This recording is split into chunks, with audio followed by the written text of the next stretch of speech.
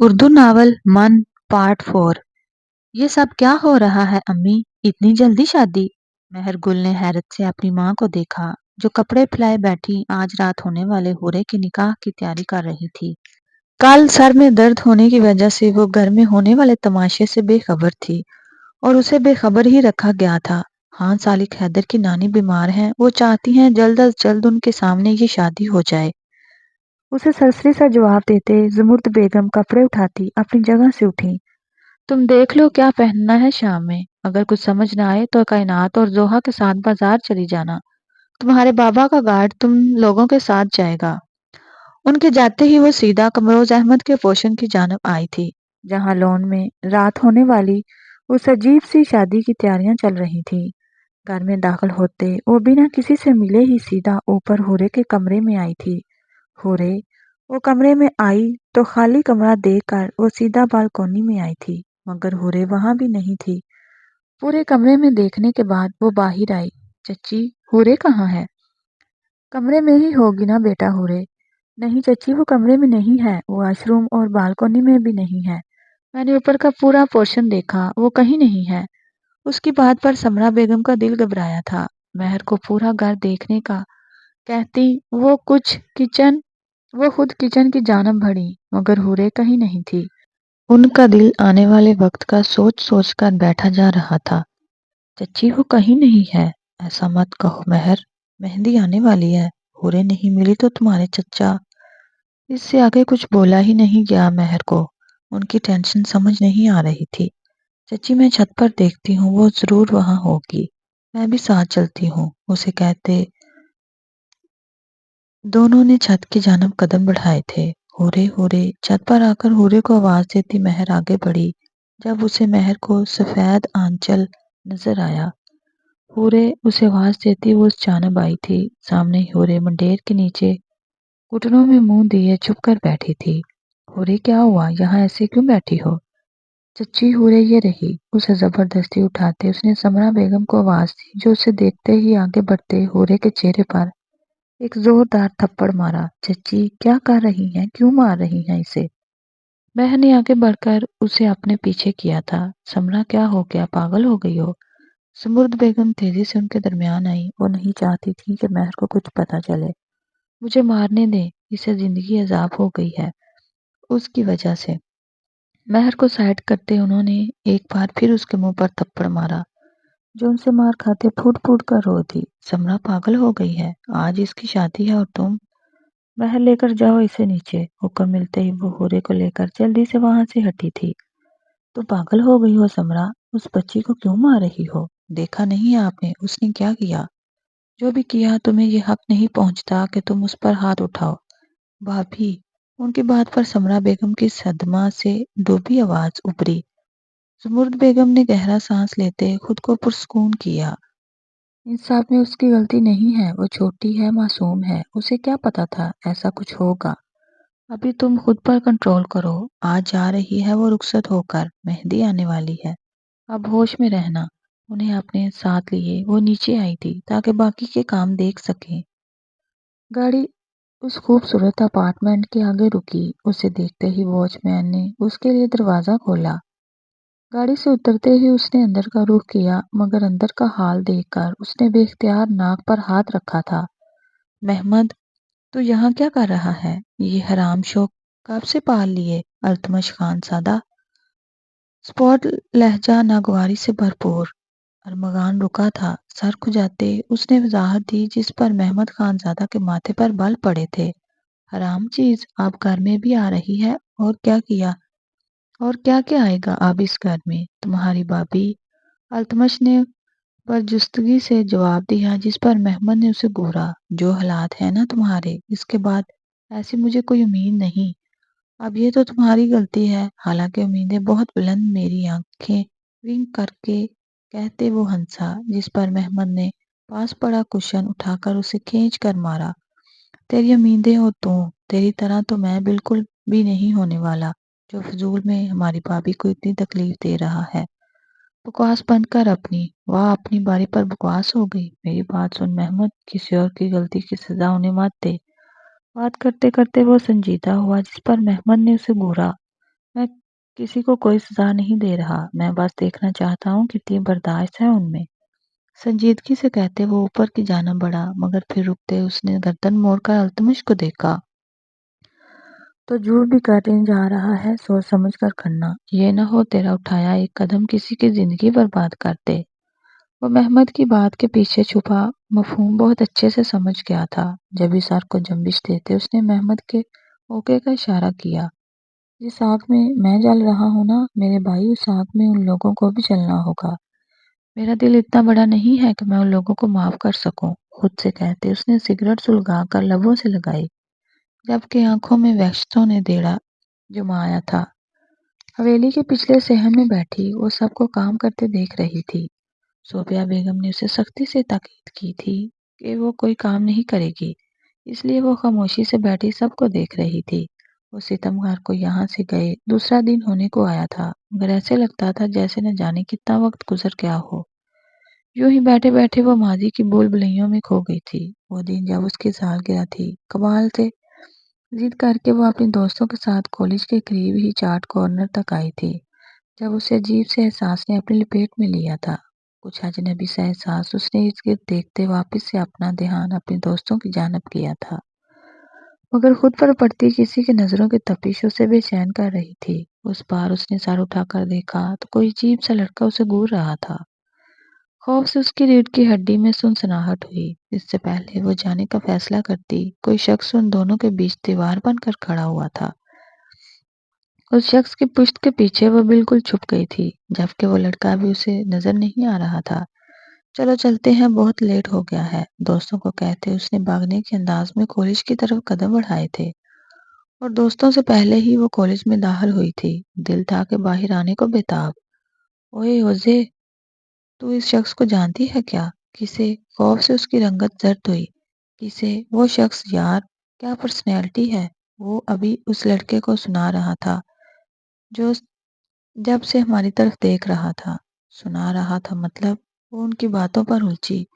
مطلب وہ کہہ رہا تھا اگر آئندہ کسی لڑکی کو تنگ کرتے دیکھا تو واپس سے نظر نہیں آؤ گے تم۔ وہ سب اس اجنبی سے سخت متاثر ہو گئی تھی۔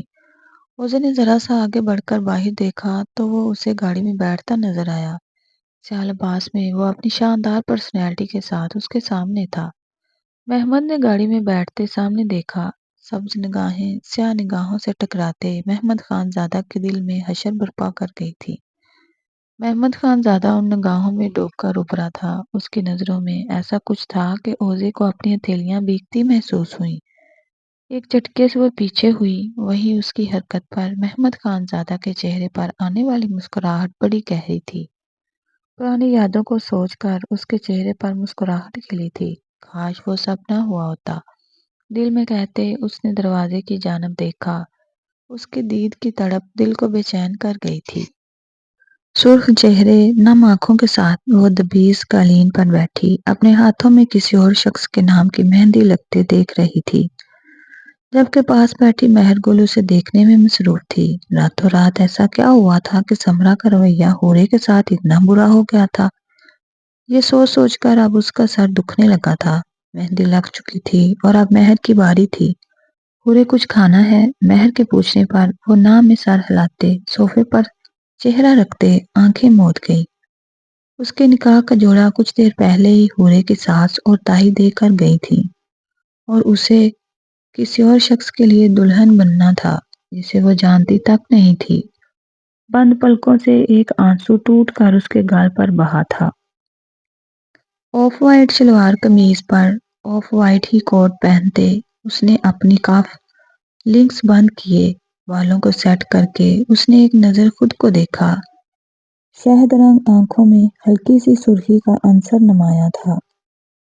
سیٹ ہوئے بال، ہلکی بڑی شیو، ہونٹوں کو ڈھانپتی مونچھیں، سنجیدہ و باوقار سا وہ نظر لگ جانے کی حد تک پیارا لگ رہا تھا۔ کمرے میں داخل ہوتی زہرہ بیگم نے اسے ماشاءاللہ کہا اور آگے بڑھ کر اس کی نظر اتارتے انہوں نے اس کے ماتھے پر بوسہ دیا۔ اپنی ماں کو دیکھ کر چہرے پر مسکراہٹ سجی تو وہیں دائیں گال میں پڑتا ڈمپل ابھر کر معدوم ہوا تھا۔ ان کا ہاتھ تھامے وہ نیچے آیا تھا جہاں سب اس کے منتظر تھے۔ اس کے نیچے آتے ہی مختصر سے بارات روانہ ہوئی تھی۔ مہمانوں کے آنے کا شور ہوا اور پھر سب لوگ باہر مہمانوں کے استقبال کے لیے بڑے تھے، جبکہ مہر ہورے کے پاس ہی رک گئی تھی۔ ایک بار خود کو آئینے میں تو دیکھو ہورے، اسے کب سے سر جھکائے بیٹھے مہر نے ضد کی۔ ہورے کیا ہو گیا ہے؟ ایسے اتنی چپ تو کبھی نہیں رہی۔ اب کیا ہوا ہے؟ مہر میں اچھی بیٹی نہیں ہوں نا بابا کی؟ پاگل ہو، کیسی باتیں کر رہی ہو؟ تم تو چاچو کی سب سے پیاری بیٹی ہو۔ اس کا حنائی ہاتھ اپنے ہاتھوں میں لیے مہر نے اسے سمجھایا، مگر اس سے پہلے وہ مزید کچھ کہتی سمرا بیگم دیگر خواتین کے ساتھ کمرے میں داخل ہوئی تھیں۔ نکاح کا ٹائم ہو گیا ہے مہر، ہورے کا چہرہ ڈانپ دو۔ سمرا بیگم کے کہنے پر اپنی فروک سنبھال کر اٹھتے اس نے ہورے کے چہرے پر سرخ زرتار آنچل ڈالا۔ قمروز احمد اسرار صاحب اور مولوی صاحب کے ہمراہ کمرے میں وہیں شجاع احمد ہورے کے برابر میں بیٹھ کر اسے اپنے حصار میں قید کر گئے۔ اپنے تایا کا شفقت بھرا ہاتھ سر پر محسوس کر کے اس کی آنکھیں ایک بار پھر چھلکنے کو بےتاب ہوئی تھیں۔ نکاح کی رسم شروع ہوئی تھی۔ وہ نہیں جانتی تھی آس پاس کیا کہا جا رہا تھا۔ وہ تو اپنے ٹوٹے دل کا سوگ مناتی، اپنی ذات کو روندنے کا غم دل میں دبائے خاموشی سے سر ہلاتی اپنے حقوق سالک حیدر کے نام کر گئی۔ دونوں طرف سے نکاح کی کارروائی مکمل ہوئی اور پھر دو اجنبی ایک مقدس رشتے میں بن گئے تھے۔ مبارک سلامت کا شور اٹھا تھا اور پھر فوراً سے ہورے کو نیچے بلایا گیا۔ زوہا اور مہر نے مضبوطی سے اس کا ہاتھ تھاما اور اسے لیے لون میں آئے تھے، جہاں اسٹیج پر بیٹھا سالک حیدر گہری سوچوں میں گم تھا۔ شور پر اس نے نگاہیں اٹھا کر اور پھر بس دیکھتا رہ گیا۔ وائٹ اور گولڈن امتزاج کا لہنگا پہنے اس کے اوپر نفیس سا گولڈن رنگ کا کام ہوا تھا۔ گولڈن جیولری کے ساتھ رانی ہار پہنے، ماتھے پر جھومر ٹیکا، چھوٹی سی ناک پر پہنی نتھ جس کے موتی نے سرخ رنگ میں رنگے اس کے گلاب پنکھڑی لبوں پر اپنا ڈیرا جمایا ہوا تھا۔ اسے دیکھ کر سب کی نظروں میں ستائش ابھری تھی۔ لال زرتار کا آنچل چہرے پر ڈالے وہ اپنی بہنوں کے ہمراہ قریب آتی جا رہی تھی۔ اسے لے جا کر سالک حیدر کے برابر میں بٹھایا گیا۔ تھوڑی ہی دیر بعد رخصتی کا شور اٹھا۔ ہورے نے گھبرا کر مہر کا ہاتھ تھاما، دل تھا کہ پسلیاں توڑ کر باہر آنے کو بےتاب تھا۔ دھک دھک کرتے دل کے ساتھ وہ زہرا بیگم کا ہاتھ تھامے اٹھی تھی اور سالک حیدر وہ تو ایسے بے نیاز تھا جیسے اس کی نہیں کسی اور کی شادی ہو۔ سب سے ملتے وہ مسلسل روئے ہی جا رہی تھی۔ قمروز احمد کے پاس آتے وہ ان کے گلے لگنا چاہتی تھی، مگر ان کے سر پر ہاتھ رکھتے وہ اسے آگے بڑھنے سے روک گئے۔ ماں باپ کے رویوں نے اسے توڑ کر رکھ دیا تھا۔ مہر آپا، آپ کو کوئی اندر بلا رہا ہے۔ وہ ایک کونے میں کھڑی آنسو بہا رہی تھی جب ایک بچی اس کے پاس آئی۔ سر ہلاتے وہ ایک نظر سب کو دیکھتی اپنی فروک سنبھالے اندر گھر کی جانب بڑھی تھی کہ اچانک پورے گھر کی لائٹس آف ہوئی تھیں۔ امی! اس اندھیرے سے گھبراتے اس نے اپنی ماں کو پکارا۔ اندھیرے سے اس کی جان جاتی تھی۔ خوف سے لرزتے اس نے ایک بار پھر اپنی ماں کو پکارنا چاہا، مگر اس سے پہلے ہی کسی نے پیچھے سے اس کے منہ پر رومال رکھا۔ ہوش و حواس سے بیگانہ ہوتی وہ اس کالی ہڈی میں موجود شخص کی باہوں میں جھول گئی۔ اسے یوں ہی باہوں میں بھرے وہ شخص پچھلے دروازے سے نکلتا اس گھر سے اور ان لوگوں کی پہنچ سے دور نکلتا چلا گیا۔ اس وسیع کمرے میں نائٹ بلب جیسی روشنی پھیل کر اندھیروں کو مٹا رہی تھی۔ اسی کمرے کے وسط میں موجود جہازی سائز بیڈ پر وہ وجود اس وقت ہوش و حواس سے بیگانہ پڑا تھا، جبکہ اس کے ہاتھ پیر رسی سے بندھے ہوئے تھے۔ پیروں کو چھوتا گلناری فروک بکھر کر زمین پر گر رہا تھا۔ ماتھے پہ لگا ٹیکا بھی اپنی جگہ کھو چکا تھا۔ کچھ ہی دیر گزری تھی جب اس وجود میں آہستہ آہستہ جنبش ہونے لگی۔ باری ہوتی آنکھوں کو کھولنے کی کوشش کرتے اس نے ذرا سا چہرہ دائیں بائیں جانب کیا تو گال پر ایرنگ سے نشان بن گئے تھے۔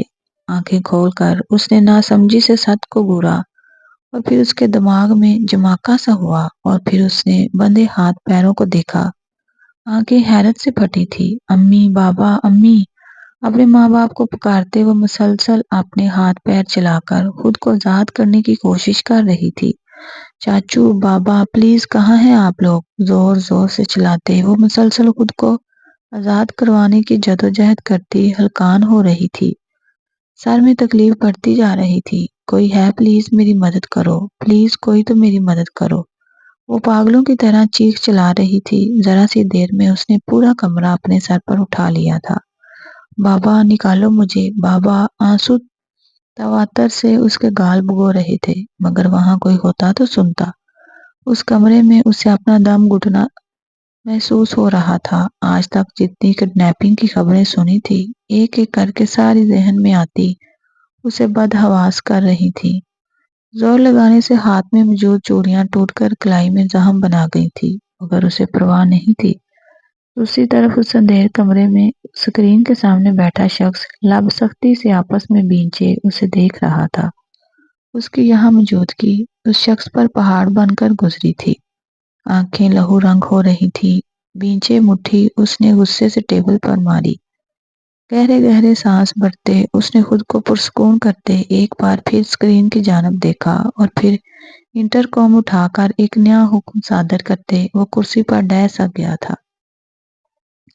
گاڑیاں ایک ایک کر کے مینشن کی حدود میں داخل ہوئی تھی، جہاں پہلے سے لوگ ان کے استقبال کے لیے موجود تھے۔ سالک نے ذرا سی گردن موڑ کر اپنی ماں کو دیکھا جو چادر میں چھپے ہورے کے سسکتے وجود کو اپنے ساتھ لگائے ہوئے تھی۔ پورے راستے وہ روتی آئی تھی۔ سب کی موجودگی میں اسے اندر لا کر لاؤنج میں بٹھایا گیا۔ بھئی منہ دکھائی کی رسم شروع کریں۔ لشبہ سالک کی کزن نے شوشہ چھوڑا، جبکہ باقی سب نے بھی اس کی تاکید کی تھی۔ سالک بھائی، آپ تو دور ایسے بیٹھے ہیں جیسے یہ آپ کی دلہن نہ ہو بلکہ کسی اور کی ہو۔ سالک کو دوسرے صفحے پر موبائل میں مصروف دیکھ کر لشبہ نے سالک کو نشانے پر لیا تو جہاں سب ہنسے تھے وہیں عائشہ نے تمسخر بھری نظروں سے اسے اور پھر گھونگھٹ میں چھپی بیٹھی ہورے کو دیکھا تھا۔ امی، ہورے تھک گئی ہوں گی، کیا یہ رسمیں ضروری ہیں؟ اپنی جگہ سے اٹھتے اس نے موبائل اپنی پاکٹ میں رکھا اور خود قدم بہ قدم چلتا ہورے کے پہلو میں آ کر بیٹھا تو سبھی لوگ ووٹنگ کرنے لگے، جس پر وہ مبہم سا مسکرایا۔ لیکن ہم نے تو ابھی تک بھابھی کو ٹھیک سے دیکھا بھی نہیں۔ ہاں تو بھابھی کہاں جا رہی ہیں؟ ابھی انہوں نے یہی رہنا ہے لشبہ، روبینہ بیگم اسے کہتی آگے بڑھی اور سالک اور ہورے کا صدقہ دیا۔ سالک، ہورے کا گھونگھٹ اٹھاؤ بیٹا، رسم کے مطابق دلہن کو سب سے پہلے اس کا شوہر دیکھتا ہے۔ روبینہ بیگم کے کہتے ہی سب نے ایک بار پھر شور کیا تھا، جبکہ روبینہ بیگم کی بات سن کر ہورے کی ہتھیلیاں نم ہوئیں اور دل زور سے دھڑکا تھا، جبکہ سب کی نظریں خود پر محسوس کر کے سالک سر ہلاتے اس کی جانب مڑا اور ایک نظر سب کو دیکھا۔ دھیمے سے مسکراتے اس نے اپنے ہاتھ ہورے کی جانب بڑھائے، وہیں اسے مسکراتے دیکھ کر سب حیران ہوئے تھے۔ سالک حیدر اور مسکراہٹ تعجب کی بات تھی۔ آہستہ سے گھونگھٹ اٹھا کر اس نے پیچھے کیا تو ہورے کا حسین چہرہ اس کی نظروں کے حصار میں آیا تھا۔ وہ پوری کی پوری کپ کپا رہی تھی۔ ماشاءاللہ، بھابھی تو بالکل پری لگ رہی ہیں، عائشہ بھابھی۔ ہورے بھابھی تو نام کی طرح ہور جیسی ہیں۔ عائشہ کی سوچوں سے انجان لشبہ نے اس کے جلے دل پر نمک چھڑکا تھا، مگر بنا ظاہر کیے وہ مدھم سا مسکرائی اور ایک قہربار نظر ہورے کو دیکھ کر نگاہوں کا رخ بدل دیا۔ امی، یہ سب ختم کروائیں۔ سالک کے کہنے پر زہرہ بیگم نے روبینہ بیگم کو اشارہ کیا، جس پر بڑی مشکل سے ہورے کو آزادی ملی تھی۔ اسے لے جا کر سالک کے کمرے میں بٹھایا گیا۔ بیٹا اب یہاں آرام کرو، میں حیدر کو بھیجتی ہوں، اس کے پیار کرتے زہرہ بیگم نرمی سے کہتے اسے اس کمرے میں اکیلا چھوڑ کر چلی گئیں، اور ان کے جاتے ہی ایک بار پھر سب یاد کر کے اس کی آنکھیں نم ہوئی تھی۔ مگر اب جب اس نئے رشتے میں بن گئی تھی تو اسے اس رشتے کو نبھانا تھا ہر حال میں۔ وہیں دوسری طرف فون پر بات کرتے سالک حیدر کے ماتھے پر بل پڑے تھے دوسری جانب موجود شخص کو جواب دیتا، وہ بنا کسی کو بتائے مینشن سے نکلتا چلا گیا۔ اس کے جاتے ہی سیڑھیوں پر کھڑی عائشہ مسکرائی تھی۔ دنیا کو بیوقوف بنا سکتے ہو تم سالک حیدر، مگر مجھے نہیں۔ عجیب سے احساس کے تحت اس کی آنکھ کھلی تو باری ہوتے سر کو ہاتھوں میں تھامے وہ ساتھ بیٹھا، مگر آنکھوں کے آگے آگے اندھیرے نے اسے لمحے کو بوکھلا کر رکھ دیا تھا۔ یوں ہی بیٹھے بیٹھے اس نے کچھ وقت بعد آنکھیں کھول کر گھڑی کی جانب دیکھا تو گھڑی رات کے 12 بجا رہی تھی۔ دماغ میں عجیب سا خالی پن تھا، اسے کچھ یاد نہیں آ رہا تھا۔ آخری منظر جو اسے یاد تھا وہ لاؤنج میں بیٹھ کر ڈرنک کرنے کا تھا۔ اس کے بعد کیا ہوا اسے بہت زور دینے کے بعد بھی کچھ یاد نہیں آ رہا تھا۔ بوجھل ہوتی آنکھوں کے ساتھ وہ اٹھا، مگر منظر بہت مختلف تھا۔ وہ اپنے دوسرے اپارٹمنٹ میں تھا۔ سر جھٹکتے وہ سب سے پہلے فریش ہوا۔ اسے اپنے حواس بحال کرنے تھے۔ فریش ہو کر اس نے سب سے پہلے اپنا موبائل ڈھونڈا جو اسے زمین پر پڑا ہوا ملا۔ موبائل سوئچ آف تھا۔ موبائل آن کرتے وہ مضطرب سا صوفے پر بیٹھا، اس کا پیر مسلسل ہل رہا تھا۔ موبائل آن ہوتے ہی لاتعداد نوٹیفیکیشنز اس کے موبائل پر آنا شروع ہوئیں۔ ایک ایک کر کے سارے میسیجز دیکھتا وہ ایک میسیج پر آ کر رکا۔ اسے کوئی تصویر بھیجی گئی تھی۔ اسے کچھ غلط ہونے کا احساس ہوا تھا۔ میسیج اوپن کر کے اس نے جیسے ہی وہ تصویر کھولی، اس کا ہاتھ ساکت ہوا تھا، آنکھیں حیرت سے پھیلی۔ سامنے ہی حورے کی تصویر تھی، نکاح نامے پر دستخط کرتی وہ۔ اسی کے ساتھ نیچے ایک میسیج بھی تھا، افسوس ہوا مگر تم اپنے مقصد میں کامیاب نہیں ہو سکے۔ حورے کمروز احمد اب تمہاری پہنچ سے بہت دور ہو گئی ہے۔ نہیں، یہ نہیں ہو سکتا، میں ہار نہیں سکتا، حورے ایسا نہیں کر سکتی، خود کہتے وہ تیزی سے باہر نکلا تھا۔ مسلسل کوششوں سے تھک کر وہ پھوٹ پھوٹ کر رو رہی تھی۔ جب قدموں کی آواز پر رونا بھول کر وہ الرٹ ہوئی تھی، اس نے سختی سے اپنی آنکھیں بیچیں۔ دروازہ کھولنے کی آواز پر اس کے دل کی رفتار مزید تیز ہوئی تھی۔ قدموں کی آواز آہستہ آہستہ قریب آتی جا رہی تھی، ویسے ہی اس کی سانسیں خشک ہو رہی تھیں۔ دل کی دھڑکن اسے کانوں میں سنائی دے رہی تھی، میں جانتا ہوں تم ہوش میں ہو اور میری بات سن رہی ہو۔ پاس رکھی چیئر گھسیٹ کر بیڈ کے سامنے بیٹھا وہی مردانہ آواز پر مہر کا دل اچھل کر حلق میں آیا تھا۔ یہ آواز وہ کیسے بھول سکتی تھی؟ جھٹکے سے آنکھیں کھول کر اس نے اپنے سامنے کرسی پر بیٹھے شخص کو دیکھا۔ حیرت سب اس کی آنکھیں پھیلی، حیرت سے اس کی آنکھیں پھیلی۔ آپ؟ اس کے لب سرسرائے۔ التمش خان زادہ کے چہرے پر اس کے تاثرات دیکھ کر مسکراہٹ آئی۔ آپ نے مجھے اغوا کیا؟ وہ ابھی تک صدمے کے زیر اثر تھی۔ التمش نے اس تمام عرصے میں پہلی بار اسے غور سے دیکھا۔ گل اناری رنگ کے فروک میں سجی سنوری وہ التمش خان زادہ کے دل کی دنیا تہ و بالا کر رہی تھی۔ کچھ دیر میں ہمارا نکاح ہے، خود کو تیار کر لے، میں کوئی تماشا نہیں چاہتا۔ مہر گل ابھی وہ ایک صدمے سے نہیں سنبھلی تھی جب وہ اس پر دوسرا دھماکہ کر گیا۔ دماغ خراب ہو گیا ہے آپ کا؟ میں کیوں کروں گی آپ سے نکاح؟ مجھے جانا ہے یہاں سے۔ مجھے جانے دیں۔ نکاح تو تمہیں کرنا پڑے گا، اپنی مرضی سے یا زبردستی۔ وہ پرسکون انداز میں چیئر سے ٹیک لگائے سینگ پر ہاتھ بندھ گیا۔ مہر گل نے غصے سے اس شخص کو دیکھا۔ میں مر جاؤں گی مگر یہ نکاح نہیں کروں گی۔ آئی سمجھ، مجھے جانے دو۔ اپنے ہاتھ کو حرکت دیتی وہ بے بسی سے چیخی اور اس کی یہی بے بسی سامنے والے کو سخت ناگوار گزری تھی۔ کبھی قدم قدم اٹھاتے وہ اس کے پاس آیا۔ اس کی قریب آنے پر مہر کی آنکھوں میں خوف سمٹا۔ ان آنکھوں میں خوف اور چہرے پر بے بسی بالکل نہیں جچتی۔ پتہ ہے آپ میں سب سے زیادہ کیا اٹریکٹ کرتا ہے؟ اس کے قریب جھکتے وہ سرگوشی میں کہتا، اس کی سانسیں روک گیا تھا۔ کیا؟ یہ آنکھیں اور اس میں موجود ہمت۔ اس کے بکھرے بالوں پر پھونک مارتا وہ مہر گل کی سانسیں ابتر کرنے کا باعث بنا تھا۔ پیچھے جو سرکتے وہ اس شخص سے دور ہوئی اور اس کا یوں پیچھا ہونا محسوس کر کے التمش خان زادہ کھل کر مسکرایا۔ سوچا نہیں تھا محبت ایسے ملے گی، مگر اب مل گئی ہے تو چھوڑ دینا اچھی بات تو نہیں۔ اس کے سین چہرے کو تکتا وہ آنکھ ونک کر کے کہتا، مہر گل کو سخت زہر لگا۔ کچھ دیر بعد نکاح ہے ہمارا مہر گل، اگر اپنے گھر والوں کی سلامتی چاہتی ہو تو خاموشی سے نکاح نامے پر دستخط کر دینا، ورنہ جو شخص آپ کی موجودگی میں آپ کو اٹھا کر یہاں لا سکتا ہے وہ کچھ بھی کر سکتا ہے۔ پلیز مجھے میرے گھر جانے دو، ایک بار نکاح ہو جائے اس کے بعد میں خود بحفاظت تمہیں گھر چھوڑ کر آؤں گا۔ اگر چلاکی کی تو ساری زندگی اپنے گھر والوں کو دیکھنے کے لیے ترس جاؤ گی، یہ میرا وعدہ ہے تم سے۔ اسے وارننگ دیتے وہ کمرے سے نکلتا چلا گیا، جبکہ وہ اس کے لفظوں میں الجھی بت بن گئی تھی۔ وہ اسے دھمکی دے کر گیا تھا۔ بیڈ پر بیٹھی وہ اپنی خالی ہاتھ دیکھ رہی تھی، جبکہ آس پاس التمش کی بھیجی گئی لیڈی باڈی گارڈ سادہ لباس میں کھڑی تھی۔ اس نے اس عورت کو بھی منتیں کی تھی، مگر وہ تو ایسی تھی جیسے نہ کچھ سن سکتی ہو نہ کچھ بول سکتی ہو۔ مہر کا دل کیا اس عورت کا گلا دبا دے۔ پلیز میری مدد کرو، دیکھو میں بھی ایک لڑکی ہوں، تمہیں تھوڑا تو احساس ہوگا نا۔ نکاح کے بعد گھر چلی جانا، جتنا انکار کرو گی اتنا ہی مرد کی انا پر چوٹ پڑے گی۔ خاموشی سے نکاح نامے پر دستخط کرو اور سب ٹھیک کیسے؟ سب ٹھیک؟ میرے ماں باپ مجھے قبول نہیں کریں گے، میری جان لے لیں گے۔ آخر تم لوگوں کو یہ سب ایک کھیل کیوں لگتا ہے؟ بہادری اچھی چیز ہے، مگر اتنی بھی نہیں کہ اپنا اچھا برا نہ سمجھ آ سکے۔ التمش کی سرد آواز پر مہر گل کی چلتی زبان کو بریک لگی۔ مجھے پتا تھا تم چپ بیٹھنے والوں میں سے نہیں ہو، اس لیے اب مجھے لگتا ہے تمہارے باپ کو اس دنیا سے دور بھیجنا پڑے گا۔ نہیں پلیز میرے بابا کو کوئی نقصان مت پہنچانا۔ موبائل نکالتے وہ اپنی دھمکی سچ کرنے والا تھا۔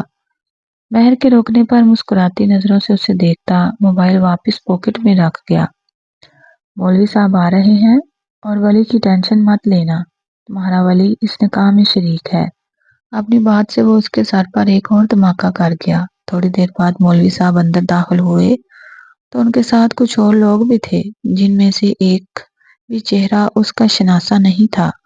مولوی صاحب نے نکاح کی کارروائی شروع کی، وہیں وہ اس کے سامنے آ کر دروازے کے بیچوں بیچ کھڑا ہوا تھا۔ آگے کنواں تھا اور پیچھے کھائی۔ دل جو مضبوط کرتے اس نے خاموشی سے اقرار کرتے نکاح نامے میں دستخط کر کے اپنا آپ التمش خانزادہ کو سونپا تھا، جو اپنی فتح پر دل کھول کر مسکرایا تھا۔ آخرکار وہ فاتح ٹھہرا تھا۔ رات کے آخری پہر جب پورا مینشن اندھیروں میں ڈوبا ہوا تھا، وہ آہستہ سے کمرے میں داخل ہوا۔ شکر تھا کہ زہرا بیگم اس کے انتظار میں نہیں تھی۔ ایک نظر ان کو دیکھتے وہ اپنے کمرے میں جانب بڑھا۔ دروازہ کھولتے ہی اس نے جیسے ہی کمرے میں قدم رکھا، گلاب اور موتی کی خوشبو اس کے حواسوں پر چھائی۔ اس خوشبو میں گہرا سانس بھرتے وہ دروازہ لاک کر کے مڑا تو نظریں سیدھا بیڈ پر موجود وجود سے ٹکرائیں، جسے دیکھ کر وہ ٹھہرا تھا۔ دلہن کے لباس میں وہ پور سجی ایک طرف گرے گہری نیند میں تھی۔ قدم بڑھائے وہ بیڈ کے سائڈ آ کر رکا اور اس سوئے وجود کو دیکھا۔ وہ جیسے اس گھر میں آئی تھی ابھی بالکل ویسی ہی حالت میں گہری نیند میں تھی۔ شاید وہ اس کا انتظار کرتے کرتے سو گئی تھی۔ سالوں کو افسوس ہوا تھا۔ فضا میں خنکی محسوس کر کے اس نے ایئر کنڈیشن کا ٹمپریچر کم کیا اور آگے بڑھ کر کمفرٹر ہورے پر ڈالا۔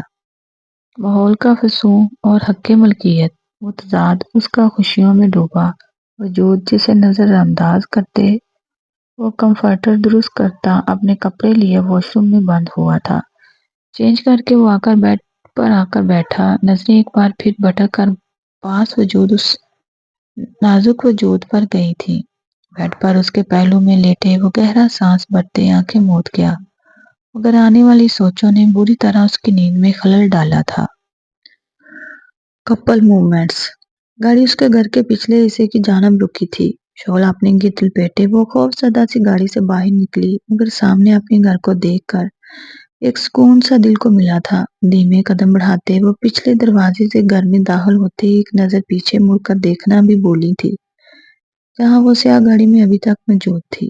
دل میں ڈر محسوس کر کے وہ تیزی سے قدم بڑھاتی تقریباً بھاگنے کے انداز میں گھر میں داخل ہوئی، مگر پورا گھر اندھیروں میں ڈوبا دیکھ کر اسے حیرت کا جھٹکا لگا تھا۔ وہ کم سے کم بھی 4 سے 5 گھنٹے گھر سے باہر گزار کر آئی تھی، اور حیرت انگیز بات یہ تھی کہ گھر میں کوئی اس کے لیے موجود نہیں تھا۔ دھڑکتے دل کے ساتھ اس نے اپنے ماں باپ کے کمرے کی جانب قدم بڑھائے اور پھر لمحے کو ٹھہر کر اس نے کمرہ کھول کر اندر دیکھا جسے اس کے ماں باپ گہری نیند میں گم تھے۔ یہ دوسرا جھٹکا تھا جو اسے لگا تھا۔ دروازہ بند کرتے وہ خاموشی سے اپنے کمرے میں آ گئی۔ اتنا بڑا طوفان اس کے زندگی میں آیا تھا اور یہاں کسی کو خبر ہی نہیں ہوئی۔ کیوں؟ بیڈ پر گرتے وہ آنکھیں موند گئی۔ کانپتے رکے آنسو اس کی پلکوں کی وار توڑ کر اس کے عارضوں پر بکھرتے چلے جا رہے تھے۔ یہ کیسا بھیانک مذاق کیا زندگی نے اس کے ساتھ، کہ وہ ایک ایسے رشتے میں بن گئی جس سے نہ رہائی ممکن تھی، نہ اس بارے میں وہ کسی کو کچھ بتا سکتی تھی۔ ڈھیر سارا رو لینے کے بعد وہ ہمت کر کے اٹھتی، اپنے کپڑے لیے واش روم میں بند ہو گئی۔ فریش ہو کر اسے اپنا آپ بہت ہلکا پھلکا محسوس ہوا تھا۔ نہیں مہر، ایسے خاموش نہیں بیٹھا جا سکتا۔ اس نکاح کو ختم کرنے کے لیے کچھ نہ کچھ کرنا ہوگا۔ خود کو باور کرواتے وہ مسلسل سوچ رہی تھی جب موبائل کی آواز نے اسے سوچوں سے نکال کر باہر کھینچ نکالا۔ اس نے حیرت سے پاس پڑا موبائل دیکھا۔ اس کا موبائل تو خراب ہو گیا تھا۔ یہ موبائل ریڑھ کی ہڈی میں سنسنی سی ہوئی تھی۔ ہاتھ بڑھا کر اسے موبائل اٹھایا تو سامنے ہی انجانے نمبر سے میسج تھا۔ خشک ہوتے لبوں پر زبان پھیرتے اس نے میسج اوپن کیا۔ وصل کے لمحات میں آپ کے ساتھ ہونے کی بجائے خالی دیواروں کو تک رہا ہوں۔ بڑی زیادتی ہے، مگر اس زیادتی کا بدلہ سود سمیت لوں گا۔ مسز التمش۔ لفظ سادہ تھے مگر ان کے پیچھے چھپے مفہوم کو چھپ کر وہ پوری کی پوری سرخ ہوئی تھی۔ اس سے پہلے وہ موبائل دور پھینکتی ایک اور میسج سکرین پر جگمگایا۔ سو جاؤ مسز، مجھ سے چھٹکارا حاصل کرنے کے لیے جتنے پلان بنانے ہیں کل سے بنانا۔ ابھی تھکن سے سوائے ٹینشن کے اور کچھ نہیں ہوگا، اور اگر آج ہی سوچنا ہے تو کہیں تو میں آ جاؤں، مل کر کچھ سوچیں گے۔ ونک ایموجی کے ساتھ آیا میسج مہر کل کو آگ لگا گیا۔ آخر یہ شخص اس سے چاہتا کیا تھا وہ بالکل بھی سمجھ نہیں پا رہی تھی۔ ساری پسندیدگی اس کی اس حرکت کی وجہ سے خاک میں مل گئی تھی۔ سو رہی ہیں یا آ جاؤں؟ ایک اور میسج، اسے پڑھ کر جلدی سے لائٹس آف کرتے وہ آنکھیں موند گئی، مگر آنکھیں بند کرنے سے پہلے وہ التمش کو برا کہنا نہیں بھولی تھی۔ وہیں دوسری طرف گاڑی سے ٹیک لگائے کھڑا التمش خانزادہ لائٹس آف ہونے پر کھل کر مسکراتے گاڑی کی جانب بڑھا تھا۔ ابھی تو کھیل شروع ہوا ہے مسز، ابھی تو بہت کچھ ہونا باقی ہے۔ خود کو تیار رکھنا میرے لیے۔ کھڑکی کی جانب نظر جمائے خود سے کہتا وہ ڈرائیونگ سیٹ پر بیٹھتے وہاں سے نکلتا چلا گیا۔ جالی دار پردوں سے چھن کر آتی روشنی سیدھا اس کے چہرے پر پڑتی اس کی نیند میں خلل پیدا کر رہی تھی۔ روشنی سے قسم کھاتے اس نے کروٹ لیتے خود کو روشنی سے دور کیا، مگر نیند اٹھ چکی تھی۔ نیند سے بڑی بوجھل آنکھیں کھولیں تو پھولوں سے سجی چھت دیکھ کر اسے بہت کچھ یاد آتا چلا گیا۔ چھت سے نگاہیں ہٹا کر اس نے اپنے پہلو میں دیکھا۔ سالوں کو اپنے اتنے قریب دیکھ کر اس کی دھڑکنوں کی رفتار بڑھی تھی۔ ایک جھٹکے سے اٹھ کر اس نے بیڈ سے اترنا چاہا، مگر ایک جھٹکے سے وہ واپس پیچھے ہوتی سالوں کے قریب ہوئی۔ اس کے کرتے کے بٹن میں اس کے اٹکے بال، کوہنیوں کے بال اس کے قریب، وہ بری طرح سے گھبراتے اپنے بالوں کو آزاد کرنے کی کوشش کر رہی تھی۔ تبھی سالک نے نیند سے بوجھل آنکھیں واہ کیے ان خوشبوؤں میں بسے وجود کو دیکھا، جس کی آنکھوں میں آنسو دیکھ کر سالک حیدر کی نیند سے بگ سے اٹھ گئی تھی۔ کیا ہوا، آپ رو کیوں رہی ہیں؟ ارے! اس کے سر جھکانے پر سالک کو سمجھ نہیں آیا خود وہ کیوں رو رہی ہے۔ ارے میرے بال! ان دو لفظوں پر سالک نے اس کے بالوں کی طرف دیکھا جو اس کے بٹن میں بری طرح الجھے ہوئے تھے۔ تو اس میں رونے کی کیا بات ہے، میں نکال دیتا ہوں، سختی سے کہتے وہ اس کے بالوں کو آزاد کرنے لگا۔ اس کے چکر میں حورے مزید اس کے قریب ہوئی تھی۔ جو سالک کے قریب ہونے پر حورے کا چہرہ سرخ ہوا تھا، وہ بے دھیانی میں اس کے بہت قریب چلا آیا تھا۔ یہ لے ہو گیا۔ اس کے بالوں کو آزادی دیتے وہ پیچھے ہوا۔ سالک کے پیچھے ہوتے ہی وہ اپنا شرارہ سنبھالتے بنا اس کی جانب دیکھے بھاگ کر واش روم میں بند ہوئی۔ سالک نے حیرت سے اس کا یوں بھاگنا دیکھا اور پھر گھڑی کو۔ اس وقت دن کے 11 بجا رہی تھی۔ بالوں میں ہاتھ پھیرتے وہ اٹھ کر بالکونی میں آ گیا۔ ٹھنڈی ٹھنڈی ہوا دل کو سکون بخش رہی تھی۔ ریلنگ پر دونوں ہاتھ ٹکائے وہ سامنے بنے پارک کی جانب دیکھنے لگا۔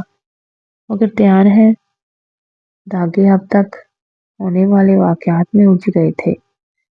اس دن عائشہ کا اس کے کمرے میں آنا اور وہ سب غلط حرکتیں، اس نے عائشہ کو خود سے دور کرنے کے لیے یہ شادی کر تو لی تھی، مگر اب اسے ڈر تھا کہ وہ شاید حورے کے ساتھ انصاف نہ کر سکے۔ اسے وہ خوشیاں نہ دے سکے جس کی وہ حقدار تھی۔ واش روم کا دروازہ کھلنے کی آواز پر ساری سوچیں جھٹکتے وہ کمرے میں آیا، مگر سامنے ہورے کو دیکھ کر اس کے قدم تھمے تھے۔ وہ مبہوت سے سامنے موجود میں ہورے کو دیکھ رہا تھا، جو اس کی موجودگی سے اکثر انجان دوپٹے سے بے نیاز اپنے گیلے بال خشک کرتی آئینے کے سامنے کھڑی ہوئی تھی۔ اس کا متناسب سراپا، اس کا حسن کسی کو بھی محبوط کر سکتا تھا، اور سامنے تو پھر سالک حیدر تھا اس کا محرم۔ نظروں کی تپش خود پر محسوس کر کے برش پر ہورے کے ہاتھوں کی گرفت سخت ہوئی۔ ذرا سی نظریں ترچھی کیے اس نے ساکت کھڑے سالک کو دیکھا، اس کا دل تیزی سے دھڑکا تھا۔ وہیں اپنی بے اختیاری پر ہوش میں آتا سالک بنا اس کی جانب دیکھے واش روم میں بند ہو گیا۔ فریش ہو کر وہ باہر آیا تو کمرے میں لشوا اور عائشہ کو دیکھ کر وہ خاموشی سے ڈریسنگ روم کی جانب بڑھ گیا، جبکہ کان باہر کی جانب لگے تھے جہاں وہ دونوں ہورے کو گھیرے بیٹھی تھی۔ کیسی عجیب سی شادی تھی جس میں وہ اپنی ہی بیوی سے 2 لمحے بات تک نہیں کر سکا تھا، اور وہ اسے دیکھ کر ایسے بھاگی تھی جیسے وہ کوئی جین ہو۔ سر جھٹکتے وہ ریڈی ہو کر باہر آیا تو اپنی ماں اور تائی کو ہورے کے گرد بیٹھے دیکھ کر ان دونوں کو سلام کرتا وہ خود صوفے پر براجمان ہوا تھا۔ ماشاءاللہ چاند ستارے جیسی جوڑی ہے۔ نانی اماں ربینہ بیگم کی ماں، جن کا بہانہ بنا کر یہ شادی عمل میں لائی تھی، ہورے کی بلائیں لیتی اس کے اوپر سے پیسے صدقے واری بولی، بھئی ہمارے سالک میاں کو صبر کا پھل ملا ہے، ذرا دلہن کو تو دیکھو۔ ربینہ بیگم کی بہنیں مسلسل ہورے کی تعریف کر رہی تھی، جو سر جھکائے ایسے بیٹھی تھی جیسے کسی اور کے بارے میں بات ہو رہی ہو۔ میں ذرا تایا ابو کے پاس سے ہو کر آتا ہوں، آپ لوگ بیٹھیں، انہیں کہتے وہ کمرے سے ہی نکل گیا، جبکہ باقی سب ایک بار پھر ہورے کی جانب متوجہ ہوئی تھی۔ گاڑی حویلی کے احاطے میں رکی تو باہر آنگن میں کام کرتی صوفیہ بیگم نے حیرت سے محمد خانزادہ کو دیکھا، جس کی یہاں موجودگی ان کے لیے حیران کن تھی۔ محمد، وہ جو اندر کی جانب بڑھ رہا تھا، ان کی آواز پر پلٹا، آغا جان کا حکم ہے، تم جیسے ہی حویلی آؤ سب سے پہلے ان سے ملو۔ آغا جان کا پیغام دیتے وہ رکی نہیں تھی، جبکہ وہ ان کے سرد رویے کے پیچھے چھپی وجہ بہت اچھے سے سمجھ رہا تھا، اس لیے وہ بنا کچھ کہتے وہ اوپر اپنے کمرے میں جانے کی بجائے اس کمرے کی جانب آیا جہاں وہ دشمنیں جہاں موجود تھی۔ وہ اتنا بھی بے خبر نہیں تھا اس سے جتنا وہ سمجھ رہی تھی۔ کمرے میں داخل ہوتے اس کی نظر بیڈ پر پڑی، اوزے سے ٹکرائی تو سینے میں موجود اس دل میں حرکت ہوئی، وہی جذبات میں تلاطم سا پیدا ہوا تھا۔ بے آواز دروازہ لوک کرتے وہ دبے قدموں سے بیڈ پر اس کے قریب آ کر کھڑا ہوا اور بغور اسے دیکھا۔ کالے لباس میں وہ پیٹ کے بل لیٹی گہری سوچوں میں تھی، جبکہ پیچھے گردن پر موجود دل محمد کی ساری توجہ اپنی اور کھینچ گیا۔ گھٹنوں کے بل بیڈ پر آہستہ سے بیٹھتے وہ اس کی بے خبری پر اش اش کر اٹھا، اسی لیے اسے اپنی جانب متوجہ کرنے کی خاطر وہ اس کی گردن پر جھکتا اس کے دل پر اپنے سلگتے لب رکھ گیا۔ اس لمس پر ہوش کی دنیا میں واپس آتے اسے تڑپ کر پلٹی تھی۔ محمد نے اس کی دونوں طرف ہاتھ رکھ کر فرار کا راستہ بند کیا تھا۔ آپ؟ ہاں میں، کیا ہوا؟ میری یہاں موجودگی کی توقع نہیں تھی؟ اس کی سبز آنکھوں میں آنکھیں ڈالے وہ مزید اس کے قریب ہوتا اس کی سانسیں منتشر کر رہا تھا۔ تیز ہوتی دھڑکنوں کو نظر انداز کر کے اوزے نے خشک ہوتے لبوں پر زبان پھیری۔ کیا ہوا؟ کیا سوچ رہی ہیں اوزے؟ محمد اپنے نام کے ساتھ اس کا نام جوڑ کر وہ اس پر بہت کچھ واضح کر گیا تھا۔ آپ یہاں کیوں آئے ہیں؟ جائیں یہاں سے، بے روحی سے کہتے اس نے رخ موڑا۔ محمد نے مسکرا کر اس کا یہ انداز دیکھا اور پھر مزید قریب ہوتے اس کی گردن کو اپنے لبوں سے سلگایا کہ وہ تڑپ کر اپنا رخ اس کی جانب کر کے اور اسی چیز کا فائدہ اٹھاتے اسے پیچھے دھکا دیتا محمد اس پر جھکتا اس کے لبوں کو اپنی گرفت میں لے گیا۔ اس کے اس قدر جارحانہ عمل پر اوزے کی آنکھیں پھیلی، وہیں محمد کو اپنے رگوں پہ بے سکون اترتا محسوس ہوا۔ اس کی سانسوں کو پیتے وہ مدہوش ہوتا ہر چیز بھول گیا تھا، جبکہ اوزے کو لگا آج وہ زندہ نہیں رہے گی۔ اپنی سانسوں میں گھلی اس کی سانسوں کی مہک، اوزے کے جھٹکا لگنے پر وہ اسے اپنی شدت گریز سے آزادی دے گیا، مگر دور وہ اب بھی اس سے نہیں ہوا تھا۔ اس کے بیچے لبوں پر نگاہیں جمائے محمد نے اپنا انگوٹھا اس کے ہونٹوں پر پھیر کر اسے پتھر کیا تھا۔